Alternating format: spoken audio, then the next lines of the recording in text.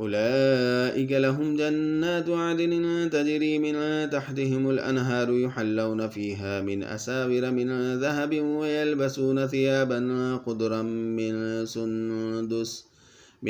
سندس واستبرق متكئين فيها على الأرائك نعم الثواب وحسنت مرتفقا واضرب لهم مثل الرجلين جعلنا لأحدهما جنتين من أعناب وحففناهما بنخل وجعلنا بينهما زرعا كلتا الجنتين آتت أكلها ولم تظلم منه شيئا وفجرنا خلالهما نهرا وكان له ثمر فقال لصاحبه وهو يحاوره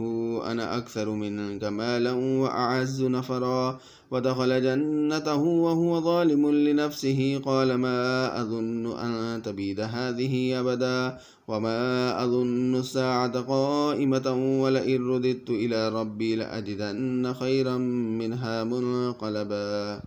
قال له صاحبه وهو يحاوره أكفرت بالذي خلقك من تراب ثم من نطفة ثم سواك رجلا لكن هو الله ربي ولا أشرك بربي أحدا ولولا إذ دخلت جنتك قلت ما شاء الله لا قوة إلا بالله إن ترني أن أقل منك مالا وولدا فعسى ربي أن يؤتيني خيرا من جنتك ويرسل عليها حسبانا من السماء فتصبح سعيدا زلقا أو يصبح ماؤها غورا فلن تستطيع له طلبا وأحيط بثمره فأصبح يقلب كفيه على ما أنفق فيها وهي خاوية على عروشها ويقول يا ليتني لم أشرك بربي أحدا